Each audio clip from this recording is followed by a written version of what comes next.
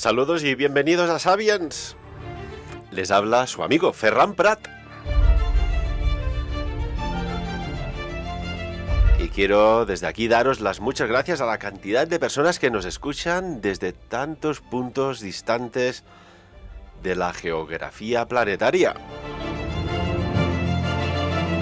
Saludamos rápidamente a Enrique Rivas. ¿Qué tal? Muy buenas tardes, ¿cómo estás? Muy buenas tardes, muy bien, aquí a las puertas del fin de semana. Todo bien. También Alberto Rossi. Alberto, muy buenas tardes, ¿cómo estás? Buenas tardes, bien, gracias. Hoy vamos a hablar de un tema muy interesante.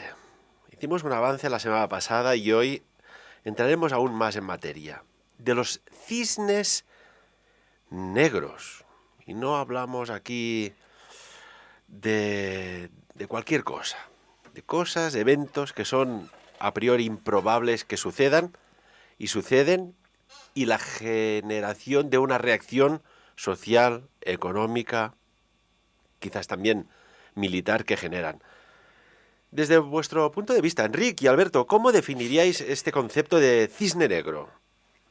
Hombre, el cisne negro es un concepto relativamente moderno y que tiene como puntos básicos es un suceso inesperado o improbable o casi imposible porque no se haya producido nunca, que tiene un impacto relevante y que posteriormente pues de esa reacción pues tiene un análisis en este caso retrospectivo, ¿no? Porque respecto a algo que pasó, entonces sí que ya se empiezan a analizar y a tomar medidas alternativas y a ponerlo dentro de cualquier método de análisis, ¿no? Entra a formar parte de las variables que se analizan. Alberto, tu concepto de cisne negro.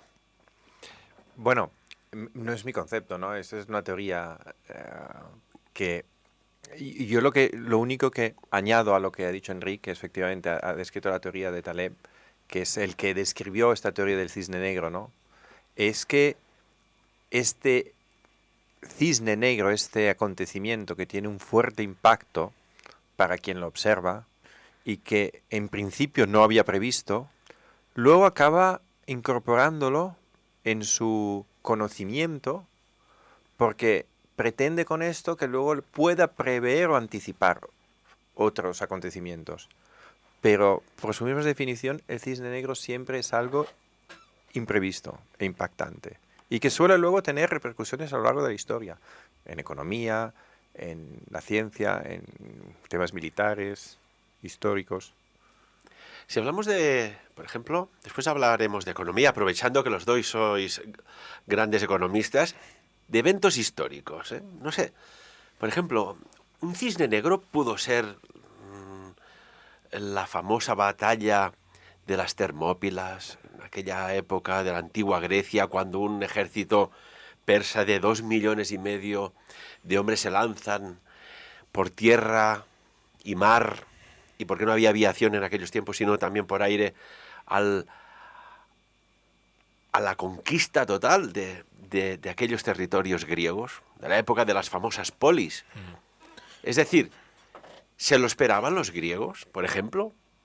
Bueno, el ataque persa podía ser previsible porque en esa época Jerjes era el dominador absoluto del territorio y Grecia estaba desestructurada o estructurada en polis, es decir, desestructurada en el sentido de que no era una nación como actualmente es.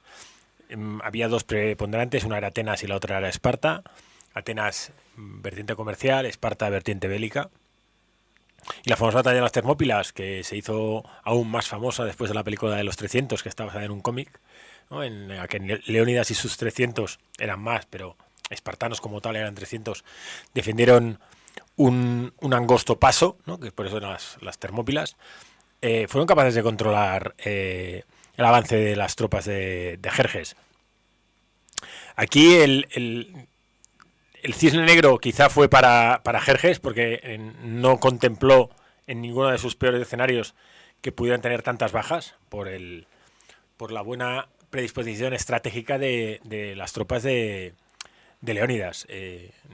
La batalla de las Termópilas también, si no me equivoco, en la Segunda Guerra Mundial hubo otro evento allí, si no me equivoco. Pero es un paso angosto en el que no es fácil acceder y si se defiende bien, como en este caso hicieron los 300, el coste del enemigo que afronta de cara, porque además es lucha cuerpo a cuerpo, no es hoy en día el ataque a distancia es mucho más factible, pero no, en esa época la lucha era básicamente cuerpo a cuerpo. El defender una posición con pocos hombres de paso estrecho en el que obligas, o sea, no puedes entrar con un frente amplio, en ese caso para Jerjes fue una sorpresa, y desde su punto de vista sí que posiblemente en posteriores batallas pues lo consideró y lo tuvo en cuenta. Alberto, Claro. seguimos haciendo este recorrido por la historia hoy aquí en Sapiens. Cisnes Negros, por ejemplo, empezando hoy por batallas, conflictos, guerras. Y luego, para seguir con la descripción de Enric, también decir que ese ejército ateniense también era un ejército muy motivado, ¿no?, para defender su territorio. Era un ejército disciplinado. Habría que ver quién componía el ejército persa, porque seguramente el ejército persa estaba compuesto por razas muy diferentes, que al final combatían como mercenarios. No es lo mismo cuando combates como mercenario por un dinero que cuando combates defendiendo lo que tú más quieres, que es tu tierra. Claro, también se produce unos efectos absolutamente diferentes, porque al final el mercenario arriesga lo justo, porque va por una paga, mientras que el que defiende su tierra está dispuesto a morir por ella. Este concepto es interesante, ¿no? Cuando luchas por dinero, por una nómina, luchas por prevalecer un poco tu vida, tu integridad. Cuando luchas por defender tu tierra, tu familia, tu sociedad, tus principios, esto cambia, ¿no? Parece que se enaltece la fuerza, se agudiza la picardía de combate. Hombre, esa batalla se hizo además muy famosa porque fue la primera batalla en la que los famosos inmortales de Jerjes perdieron. Uno de los más famosos bloques de ejército de Jerjes eran los inmortales. Se llaman inmortales porque iban con una máscara y siempre había uno. O sea, nunca sabía si se morían o no, porque siempre aparecía alguno de más, ¿no? Y tenían la fama de que nunca perdían una batalla porque eran unos grandes guerreros. Y en en la batalla de las Termópilas, ¿no?, cuando se enfrentaron al ejército de Leónidas y los espartanos, fue la primera batalla en la que realmente se considera que perdieron los inmortales, con muchas bajas. Y, hombre, a pesar de que es un ejército que se iba regenerando, ¿no?, porque iban, tal mucho antes, enmascarados, es un ejemplo claro de que con intención y con una buena estrategia el número no siempre es lo que manda. Y tanto que sí. Esta estrategia de los inmortales es curioso, ¿no? Porque no hay nada que desmoralice más a un contingente de soldados de ver que no muere tu enemigo, ¿no? Y realmente sí que morían, pero como que todos iban vestidos iguales y todos llevaban una cierta máscara muy similar, ¿qué pasa? Daba la sensación que jamás morían. Yo le llamo a esto, Enrique, el efecto dientes de tiburón. El tiburón cuando muerde, lo que sea, un metal, lo que sea, o un hueso, se le rompe un diente, automáticamente le sale uno de las 5 o 6 hileras de dientes que ya tiene detrás. No sé si habéis visto jamás una boca de tiburón. Espero que no sea en vivo, porque si no puedes tener un problema, pero si la ves de estas que hay en exposiciones, ves que hay 4, 5 y hasta 6 líneas de dientes pendientes de que si se rompe sale automáticamente. Sí, ¡Pum! Sí, sí. ¿Qué, Alberto? ¿Cómo lo ves esto, Enrique? Un tema interesante, ¿no? Los cisnes negros. ¿Hay otros cisnes negros, por ejemplo, en otros ámbitos más cercanos? Por ejemplo, no sé, en la época de Napoleón, o venimos más hacia aquí, o nos paramos en Napoleón, ¿no? Un estratega utilizaba la táctica de los cisnes negros, porque claro, una cosa es que exista, otro es que un suceso en una batalla genera una sorpresa al enemigo que no se espera. ¿Cuántas veces se ha dicho, no hay que menospreciar al enemigo, no hay que infravalorar sus capacidades de respuesta, ¿no? Esto se ha oído mucho en documentales y en la realidad, ¿no? Hombre, ejemplos claros los tenemos muy próximos, es lo que le pasó a Estados Unidos en Vietnam.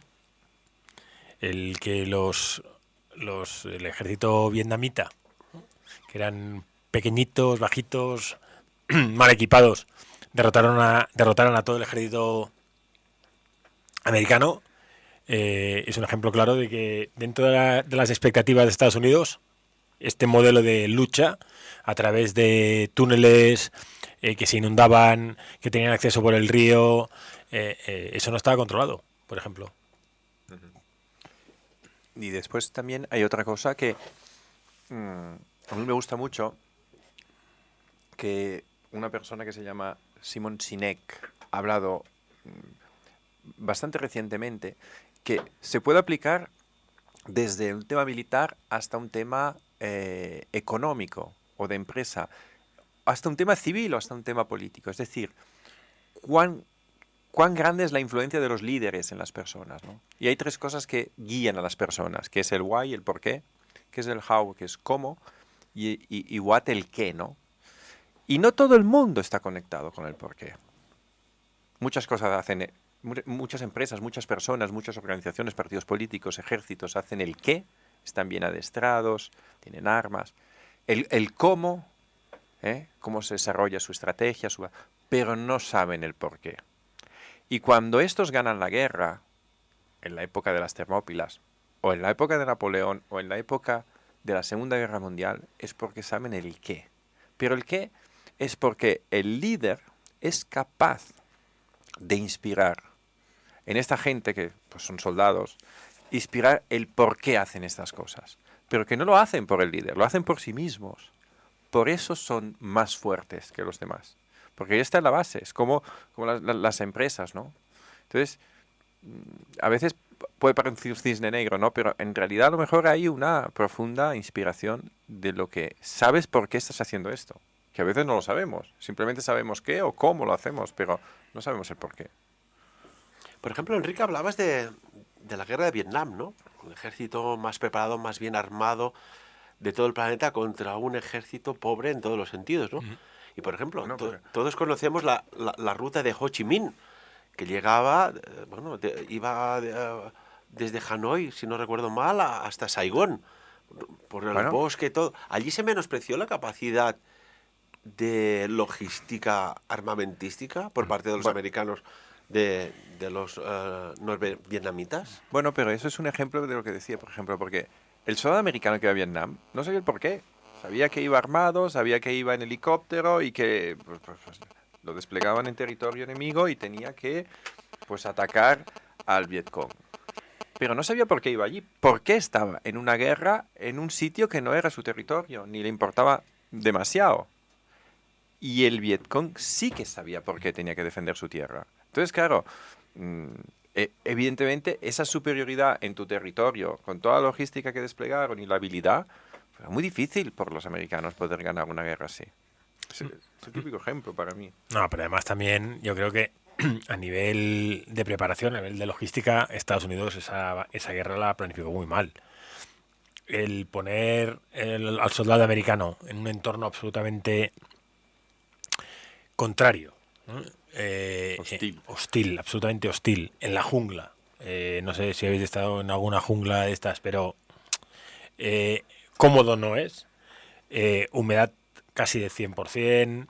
El equipo que llevaban los estadounidenses, el típico equipo de batalla pesado,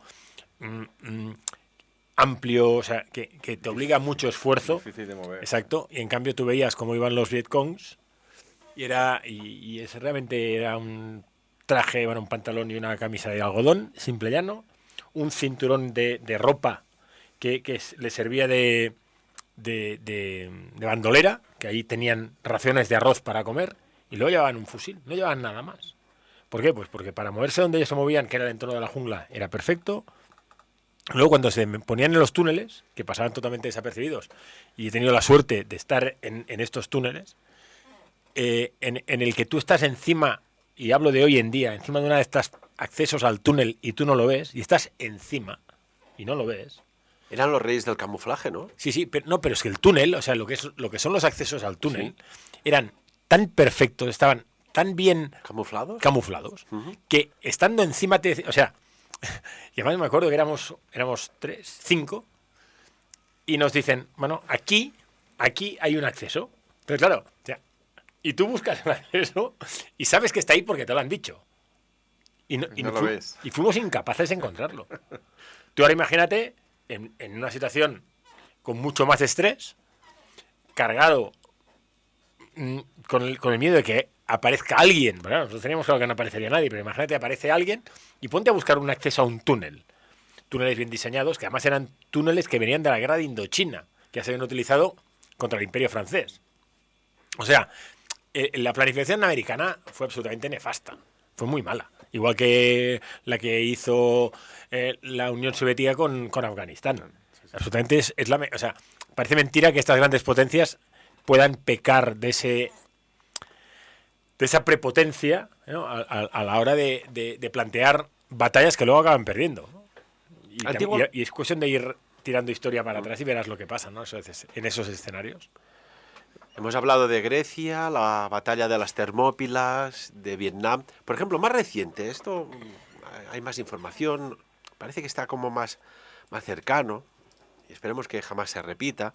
Pero, por ejemplo, en la Segunda Guerra Mundial, Europa, concretamente, se pensaba que Alemania llegaría a hacer lo que hizo, de rearmarse secretamente, de reestructurarse, de rehacerse económicamente. ¿Fue un cisne negro económico-militar o no? Yo creo que fue una consecuencia, una derivada de la situación después de la Primera Guerra Mundial y los pactos que alcanzaron los vencidos, que impusieron los ganadores a los vencidos.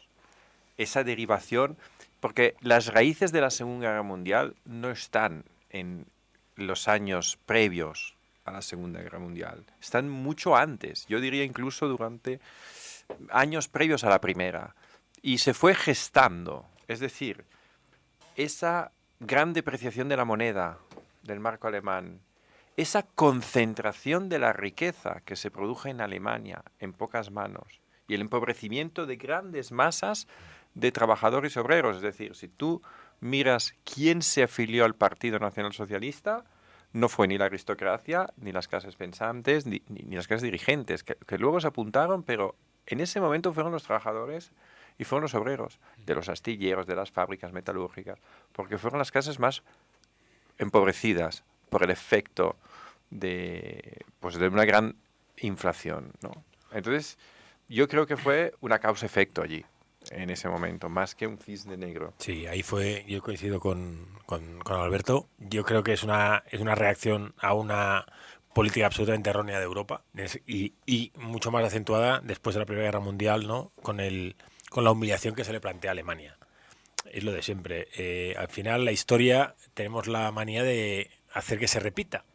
Entonces, humillar, dependiendo a quién, o sea, nunca es recomendable, pero a según quién aún menos, ¿no? Entonces, lo que era el imperio prusiano, con todos los antecedentes que tenían, hombre, quizás no es el mejor elemento a humillar, ¿no?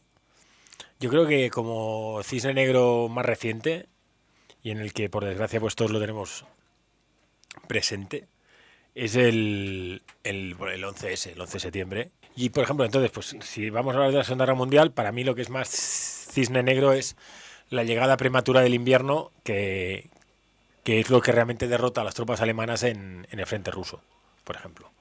Era muy imprevisible que el invierno ruso llegara, bueno, o el invierno, en esa época del año llegara ahí, ¿no? Entonces ahí la logística alemana se rompió, que era la base de la guerra. Al final tiene mucha importancia la logística, y cuando la logística en este caso no cumple su función, pues ahí yo creo que se empezó a perder porque con la política de la tierra quemada que hizo el Ejército Rojo, que cada vez que se iban retirando iban quemando todo lo que había, fábricas, aldeas, casas, comida, todo. Entonces, el ejército alemán, a medida que se iba adentrando en territorio ruso, cada vez le quedaba la logística más lejos, y la llegada del invierno los fulminó. Aquel invierno ruso fue un cisne negro, fue un suceso por sorpresa, fue un suceso que generó un gran impacto entre las filas de soldados, generales, el establishment político alemán de aquellos tiempos? Bueno, yo creo que fue el inicio de la caída del Imperio Alemán, bueno, del ejército nazi. Hasta ese momento, Alemania contaba por victoria todas las batallas que había hecho, todas. Estaba en conflicto con el Reino Unido, con Inglaterra, pero Inglaterra no estaba en una posición muy dominante. Estados Unidos tenía bastante faena con la parte con la parte del Pacífico con Japón, y Alemania tenía una posición muy cómoda en Europa, muy cómoda en Europa. Lo que pasa que el hecho de perder un montón de hombres en el frente ruso le hizo, bueno, aparte puede haber un error estratégico de abrir dos frentes, ¿no? Porque tenías el frente del este y el frente del oeste.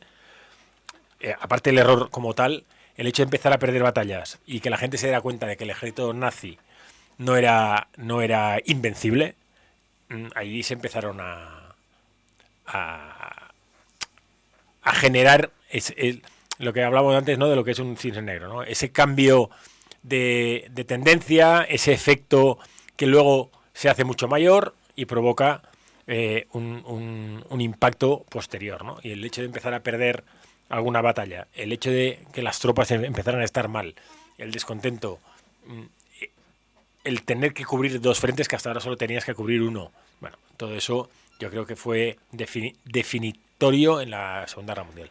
Es curioso porque el 73% de los soldados de la Wehrmacht alemana murieron en el frente ruso. O sea, la cifra es absolutamente... Pero muchos por frío. Descompensada, sí. Muchos sí. por frío. Por frío y otros por suicidio. Sí.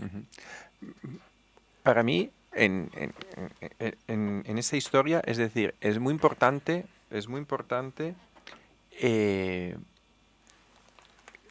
lo que para mí es el cisne negro aquí es la decisión de invadir Rusia, porque al final habían sellado un acuerdo de cooperación, Ribbentrop y Stalin, en los cuales no se agredían mutuamente y se repartían Polonia, pero en el momento en que cruza la frontera de Polonia y entra en Rusia, incluso en ese mismo momento Stalin sigue sin creer que tropas alemanas han entrado en Rusia, porque no es posible, yo he firmado un pacto con él. Y no es así. Yo creo que ese es el cisne negro, es decir, si no invade Rusia y se reparte en Polonia, no pasa nada en Europa. No hay guerra, no hay nada, porque la superioridad alemana era tan grande. En Italia tenía un aliado, Austria la tenía anexionada, tenía ocupado todos los territorios de Benelux, Francia, en España estaba Franco, Londres no tenía ni la fuerza ni la capacidad para hacerle frente, no hubiese pasado nada, absolutamente, nadie hubiese intervenido por Polonia, ni por Checoslovaquia, ni por Hungría, pero incluso digo, Stalin se asombra. Ese es el cisne negro para mí. Es decir, ¿por qué invadir Rusia? Es decir, no tiene ningún sentido. Eso es lo que nadie pensaba. Entonces, si pasó, fíjate qué vuelco dio la Segunda Guerra Mundial. Rusia se recupera, porque claro, además, las guerras normalmente se ganan o se pierden por los habituallamientos. Porque claro, al final, si las armas más o menos son iguales y los hombres motivados iguales, cuanto más lejos estés de tu centro de habituallamiento, más difícil es suministrarte. Y entonces tienes menos balas, menos gasolina. Es lo que pasó en África. Los alemanes se tuvieron que retirar pues porque cada vez tenían más lejos los aprovisionamientos, ¿no? Y eso es lo que suele pasar en las guerras al final, cuando el armamento es similar, cuando hay una gran diferencia. Entonces, ¿por qué invadió Rusia? Es decir, ¿qué cisne negro pasó ahí? Porque es que si no tiene ningún sentido, no valía la pena invadir Rusia. Si ya te habías repartido todos los territorios del este. Bueno, quizás buscaba los pozos de petróleo. Pero los pozos de petróleo ya los tenía.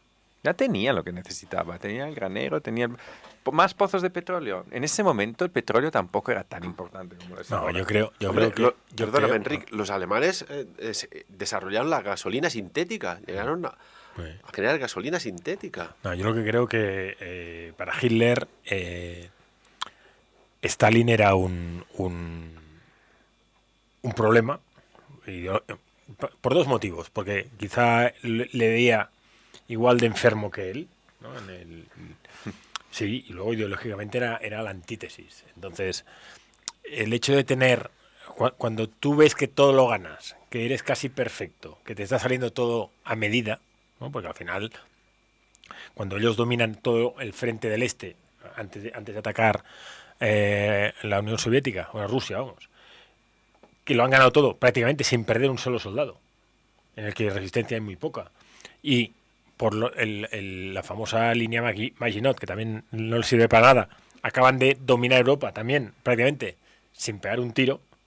Claro, ante ese escenario en que todo es mío y que todo me sale bien, otra vez, ¿no? Es esa situación de creerte inmortal y de creerte intocable, hace que, bueno, tengo un tío aquí a la derecha que algún día me va a hacer un susto, pues oye, ahora que creo que está justo de fuerzas o no está en una época buena, intentaré también llevármelo por delante. Yo creo que ese es el error estratégico de Alemania.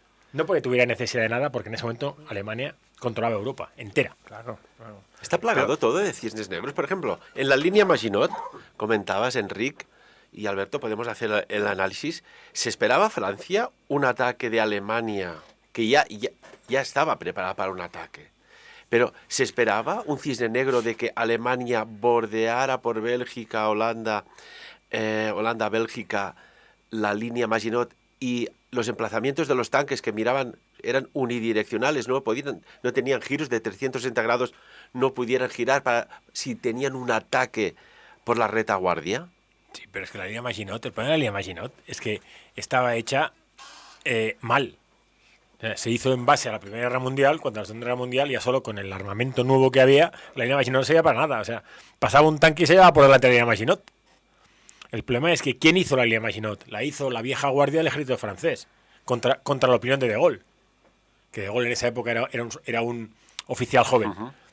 La idea de Gaulle no era la línea Maginot, pero la vieja guardia francesa, el ejército francés, consideró que poniendo la famosa línea Maginot, ¿no? Poniendo esos muretes y tal, se iban a salvar de cualquier posible invasión, y eso ahí ese es el error, pero más que un cisne negro, para mí es un error de análisis. Tú ya prevés que te pueden atacar, lo que no prevés es que lo que tú has construido para repeler el ataque no sirva para nada. Como tal, para mí no es un cisne negro, porque sí que estaban previsto el ataque. El que no está previsto es que tu defensa no sirva para nada. Pero aparte es que por mucha línea Maginot contra el ejército alemán, la Wehrmacht era imposible detenerlos. La superioridad era tal que ya podías poner una línea Maginot. No había en ese momento posibilidad de frenar el avance. Y de hecho no se frenó por ningún lado. Por ningún lado. Costó a Francia, la Francia de aquella época, exactamente 5.000 millones de francos. Una Francia que, pues bueno, aún se estaba rehaciendo de la Primera Guerra Mundial, 5.000 millones de francos. Un dineral para aquellos tiempos. Sí. Que para que no sirva para nada. Después le sucedió a los alemanes, a la Wehrmacht de Hitler, lo mismo con la muralla del Atlántico, pensándose que aquello era infranqueable, y resulta que se produce el desembarco de Normandía por precisamente la muralla del Atlántico. Sí, pero ellos estaban preparados para un ataque por Dover. O sea, la zona de defensa francesa era Calais. El ataque de Normandía les pilla por sorpresa, porque la información que reciben es otra. Exacto, es otra. Entonces, el grueso de la fuerza alemana está cubriendo Calais. Y cuando les están diciendo que están atacando Normandía... Te refieres al paso de Calais, para exacto, las personas sí, perdón, el paso de Calais, perdón. Cuando están defendiendo, o sea, cuando están atacando Normandía, lo que es el alto Estado Mayor de Alemania no reacciona, porque creen que es un señuelo para desproteger Calais del ataque grande que va a haber. O sea, allí los servicios de inteligencia actuaron muy bien. Muy bien. Sí. Incluso hay el famoso muerto que lleva unos papeles con todas las características, todo bien preparado para despistar al todopoderoso servicio de inteligencia alemán que había. Pues allí había entre la Gestapo, las SS, la Abwehr, etcétera, etcétera, y lograron engañar pues a la decisión final, ¿no? de Hitler. De no. Allí no movemos las tropas que estaban en la retaguardia porque el ataque se da por el paso de Calais. Vale. Y allí también se empezó a fraguar la caída del oeste, ¿no? del ejército alemán. Suerte de las tropas americanas. Sí, sí.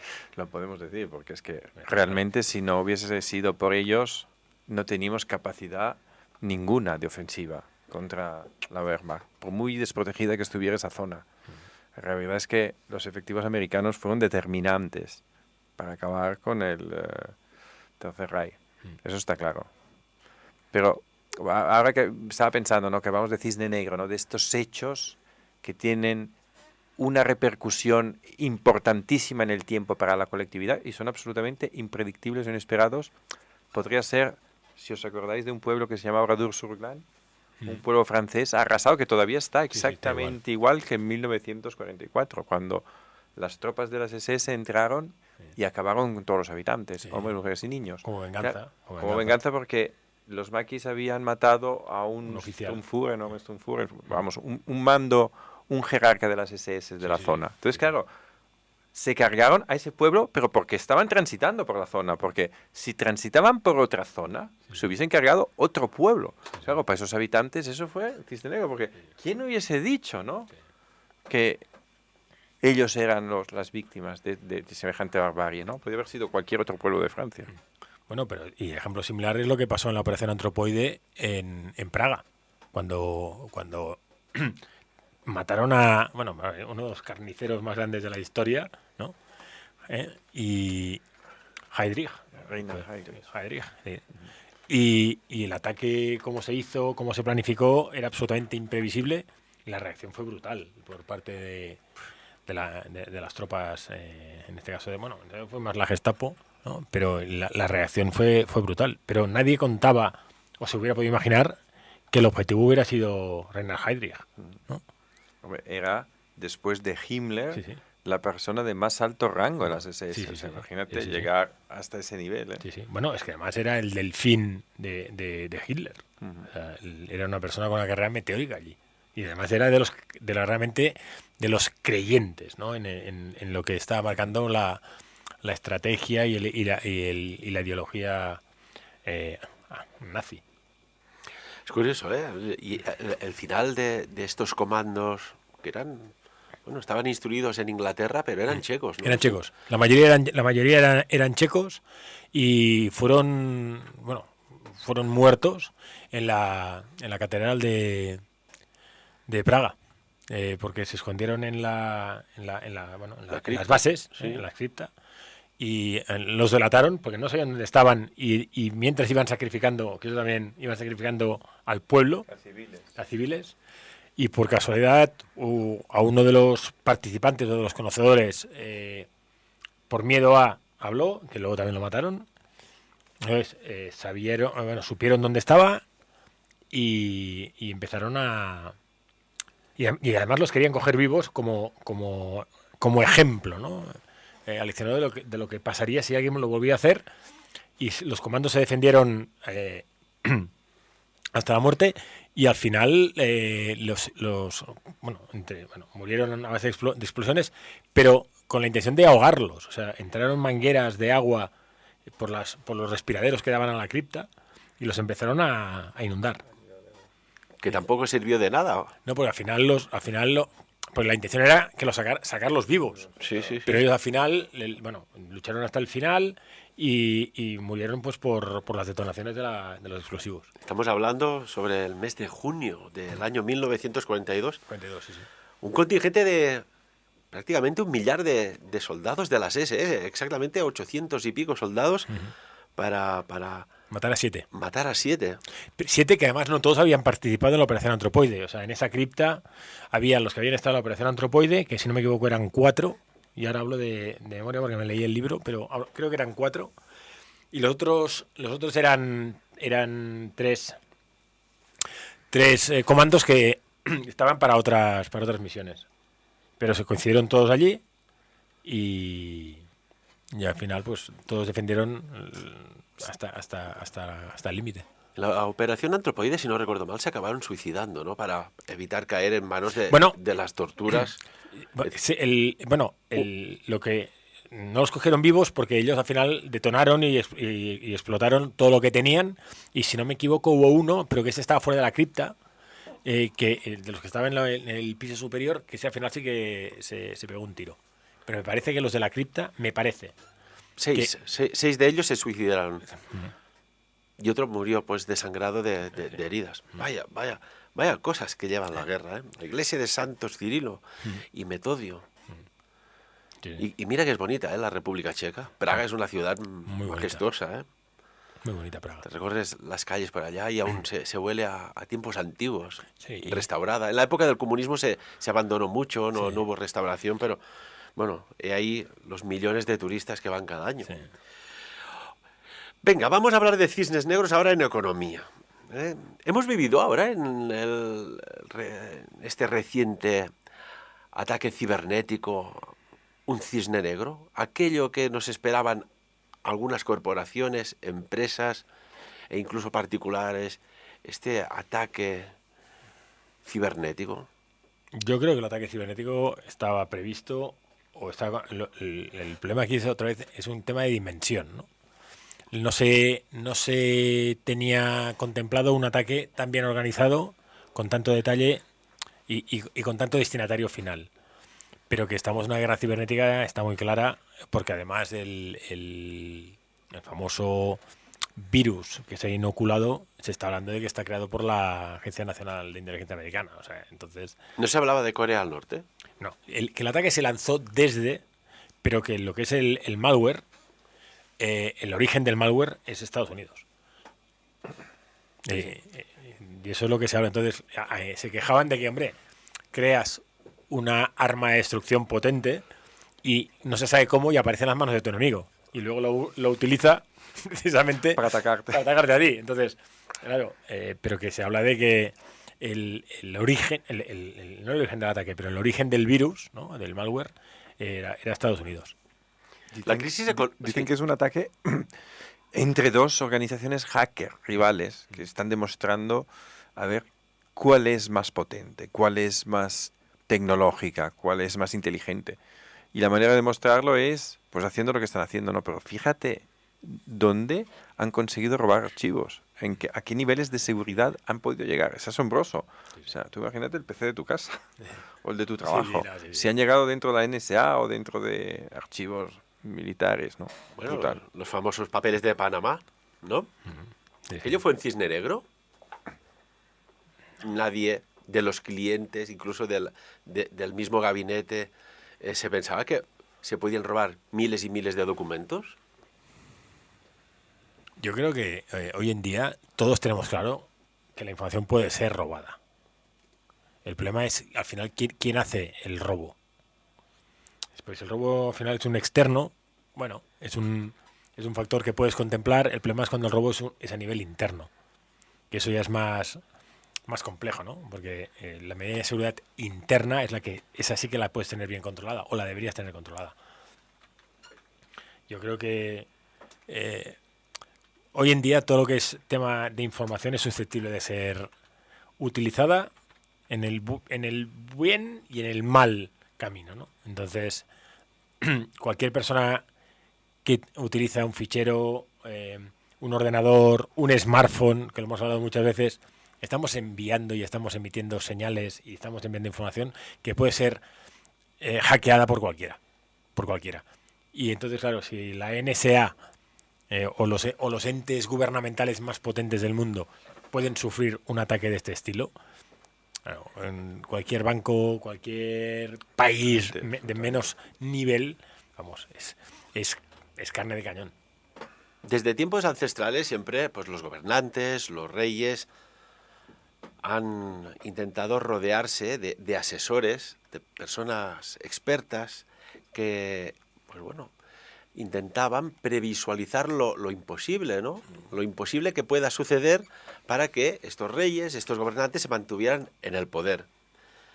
Las personas que tienen esta capacidad, no sé si decirlo, de estos procesos mentales de prever lo que a nadie se le ha ocurrido que pueda suceder, que pueden previsualizar eventos imposibles, ¿por qué van tan buscados? Bueno, no sé si son personas o modelos matemáticos, o estadísticos, porque la persona prever, ¿en base a qué prevés? En base pues a lo que ha pasado en la historia o a base a observaciones. Porque una previsión hecha, hoy me levanto y digo, bueno, mañana Inglaterra se va de la Unión Europea. Bueno, exacto, el Brexit. Nadie preveía razonablemente que Inglaterra se iba a la Unión Europea. ¿Esto es un cisne negro económico? Porque además los modelos matemáticos, por ejemplo, puede ser un cisne negro. Porque, por ejemplo, los modelos matemáticos estudiaban que la suma de PIBs de todos los países juntos era muy superior que al PIB individual de cada uno. Por eso hay unión de países, porque si no, ¿qué sentido tiene? Yo me uno a otro porque la suma es más que las sumas individuales. Esa es la premisa básica. Dicho esto, nadie se imaginaba este abandono o que una persona como Trump fuera presidente de un país como Estados Unidos. Ya no te hablo de países más en duda, ¿no? Entonces, pero eso no son cisnes negros, porque tú al final esa alternativa la tienes. En el momento que tú... La tienes, pero es tan improbable que puede ser cero. Sí, pero en cualquier modelo, en el momento que hay una alternativa en un modelo, ni que le pongas un 0, muy cercano al 0, esa alternativa la conoces. Es decir, en el momento que tú vas a unas elecciones como en Estados Unidos, que hay 2 candidatos, le pondrás más, le pondrás menos, pero esa opción existe. Igual que el tema del Brexit. Si el Brexit hubiera sido realmente un cisne negro, el impacto que hubiera tenido en la economía hubiera sido brutal. Yo estoy convencido, de que además se ha visto que no ha habido un impacto tan grave. Es porque los modelos indirectamente habían descontado la posibilidad de que eso pudiera pasar. No, pero eso es otra cosa. Vamos a ver. Otra cosa es que cuando 2 candidatos, que uno se llama Trump y el otro se llama lo que se llama, acceden, al final uno será. Pero ya no es... Yo hablo cuando en la época de Clinton se piensa que en un futuro Trump o una persona como Trump puede ser presidente de Estados Unidos, ese es el cisne negro para mí. No cuando ya son 2 candidatos, porque entonces eso sí que puede pasar. O por ejemplo, ¿me permites un inciso? El caso Lehman Brothers, por ejemplo. Claro que Lehman Brothers puede hacer un colapse o un crash. Eso pero fue el cisne negro. Cuando estás en el 2000, alguien te dice, oye, Lehman Brothers, sociedad de inversión, banco de inversión de los más grandes del mundo... imposible. No, hombre, sí que puede pasar, pero prácticamente cero la posibilidad. Pero ese es un cisne negro. Pero el Lehman Brothers acaba siendo un cisne negro porque realmente pasa algo que nadie prevé. Que ahí sí que es distinto. Pero también Inglaterra, nadie pensaba que saldría de la Unión Europea. No, había... Hombre, pero ¿cuándo? Al principio, cuando estábamos hablando de Unión Europea, que se estaba consolidando y creciendo... No, eso no. Nadie hablaba. Yo he oído... pero eso no tiene... No, pero yo lo que digo es, cuando se habla de Brexit, cuando se empieza realmente a hablar del Brexit, es cuando esa alternativa existe. Para mí, Lehman Brothers, en ningún escenario se habló de que una entidad de la dimensión o del tamaño de Lehman Brothers pudiera colapsar. Y colapsó. Eso sí que es un cisne negro con el impacto que luego tuvo. Bueno, eso es lo que sabemos nosotros, pero los que vieron las cifras o los reguladores que veían las cifras de la inversión que había prestado Lehman Brothers a otras entidades, otras empresas, a lo mejor ya pensaban que podía haber colapsado un día, porque eso era insostenible. Bueno, hay una película que está bastante hecho real, se llama La Gran Apuesta, yo os la recomiendo que la veáis, y es por qué Lehman Brothers se va y todo el modelo de las subprimes y demás se va, y es un tema de apuestas, y le llaman La Gran Apuesta porque analistas que no entienden los balances, o sea, no entienden la lógica del balance, y apuestan contra. Pero en todos los modelos, cuando eso empieza a pasar, lo de siempre, ¿no? La gente, como no se lo cree, no reacciona. y al final, el impacto final de La Gran Apuesta, la persona que había apostado eso, casi se ha arruinado porque ha ido contra el sistema y todo el sistema está bloqueando la realidad, ¿no? Ese es el impacto real del cisne negro. Algo que no está ni... O sea, nadie se lo pasa por la cabeza y realmente pasa, ¿no? Lo que hablábamos antes del 11S. Nadie se planteó en la vida el 11S. Nadie. O sea, un ataque en territorio americano con avión comercial donde atacó. Eso era inimaginable.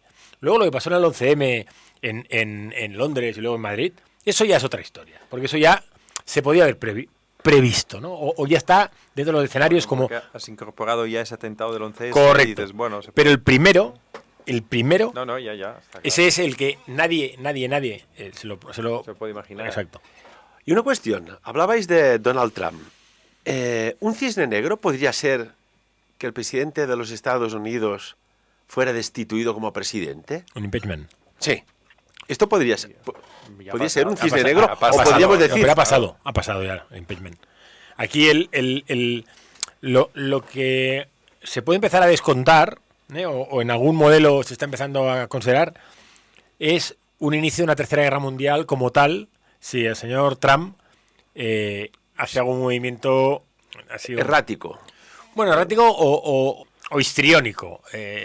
Sí, el ejemplo de Corea del Norte cuando, que luego era mentira, pero que enviaba el portaaviones hacia allá cuando Corea del Norte continuaba haciendo pruebas nucleares, que lo hablamos, si no me equivoco, hace 2 o 3 programas. Bueno, ahí sí tiene que tener en cuenta qué puede pasar, o según el movimiento que haga Estados Unidos en Siria, porque tengamos en cuenta que en Siria, que todo el mundo lucha contra el Estado Islámico, dentro de la coalición contra el Estado Islámico, los hay que son pro-Assad y los que son contra Assad. Entonces, depende del movimiento que hagas contra las tropas de Assad, enfrente te vas a encontrar a Rusia y a los aliados de Rusia. O sea, esas son las situaciones que pueden degenerar o pueden derivar en un modelo complejo y podrían acabar en un cisne negro. Y por ejemplo, de eventos que, desde la óptica que piensas que son improbables de que puedan suceder, Enrique y Alberto, os lanzo la pregunta, y también a vosotros, amigos y amigas oyentes, eventos que son improbables de que puedan suceder, ¿hay personas que puedan prever, pero con una certeza absoluta de que vaya a suceder, y puedan actuar en la sombra para que aquello que parecía, desde su punto de vista, certero y seguro que iba a suceder, lo puedan reconducir? Por tanto, estamos hablando de unos, entre comillas, cisnes blancos, de cuello negro. Yo creo que la certeza absoluta no existe. Lo único que es cierto es que nos vamos a morir. Fuera de eso, en los modelos, tal como decía Alberto, todo cabe. Y puedes tener, y eso, el Estado de Israel tiene un modelo en el que se tiene en cuenta la opinión rara, ¿no? O sea, en un modelo de 12, si alguien saca una opinión rara, puede ser la que al final también se acaba analizando, ¿no? Me estás hablando de la teoría del 10º hombre. Exacto. 9 dicen que no va a suceder, 1 dicen que sí, y absolutamente hacen caso al que sí. Bueno, a se ese analiza, uno, ese se analiza. Entonces, eso existe, eso se modeliza y eso se tiene en cuenta. Pero de aquí a tener la certeza absoluta de que eso va a pasar, hombre, es muy difícil. Claro. Piensa que, y más, Enrique, tú que eres del sector asegurador y por lo tanto utilizáis mucho la estadística, depende de la distribución de la curva también. Porque al final, una distribución normal no es una distribución, por ejemplo, TD Student, ahora me meto en cosas técnicas, pero es verdad. Es decir, ¿cómo se distribuyen las observaciones en el espacio? Pues si están, para ponerlo fácil, alrededor de un punto, puedo encontrar una descripción y decir, bueno, esto es lo que va a pasar, más o menos es esto, porque todo va alrededor de este punto. Pero luego resulta que hay un punto que está muy alejado de los demás. Claro, ¿le tengo que hacer caso a ese punto tan alejado de los demás? Depende. Porque si he hecho 10.000 observaciones y resulta que solo hay uno, pero ese puede ser determinante, ¿vale? Para que todo el sistema se descompense. Pero porque tú has tenido esa observación una de 10.000. y vamos ya, y para acabar, vamos más allá. ¿Se puede inducir a una sociedad de que solo se utilice, pues no sé, aquello por estadística y proporciones, 1 de cada 10 neuronas para que los cisnes negros no sean cisnes negros de eventos que se van a producir y la gente no se percate? ¿Se puede utilizar esta arma, no sé si decirle positrónica o psicotrónica o neurológica? ¿Se puede inducir a una sociedad a no pensar? Sí, absolutamente. Lo digo en el sentido de no sacar conclusiones a algo que va a suceder para que vayan saltando a un abismo pensándose que abajo hay agua y caerán blandos y en realidad hay roca dura.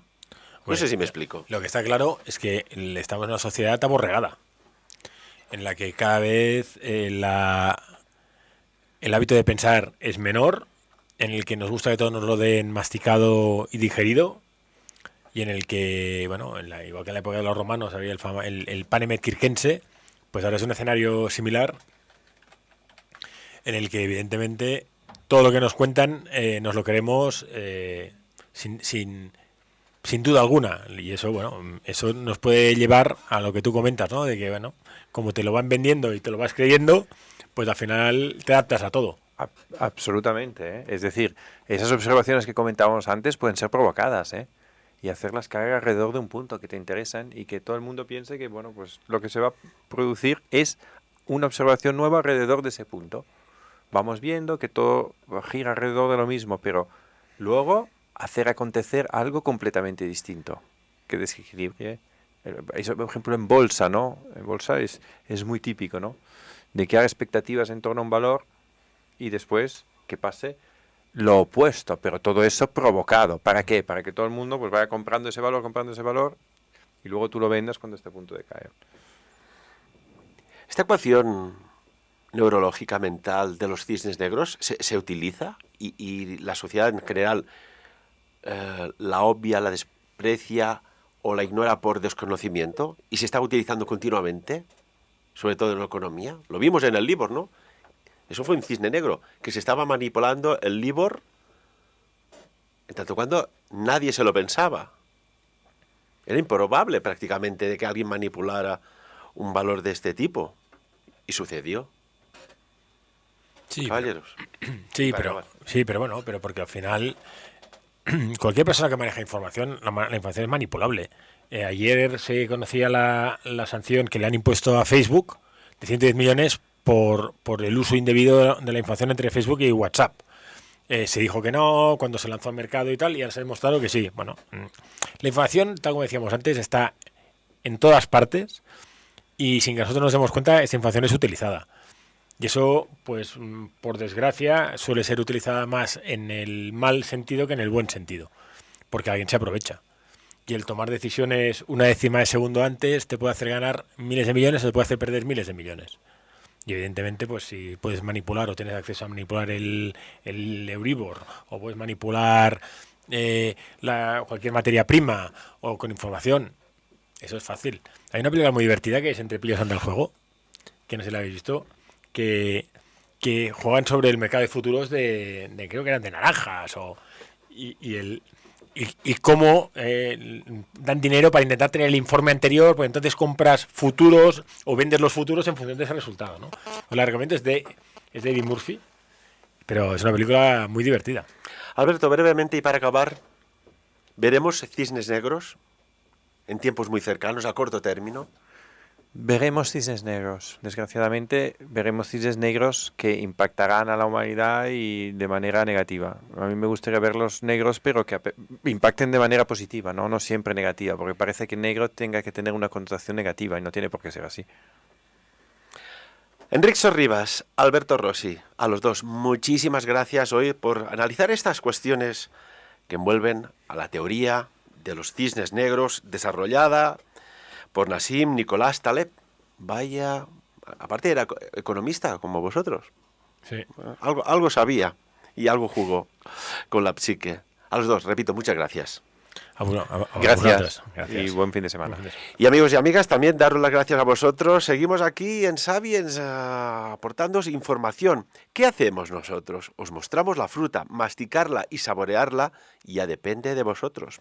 Recordad esta parábola de un maestro sufí, que cada uno saque sus propias conclusiones. Adiós.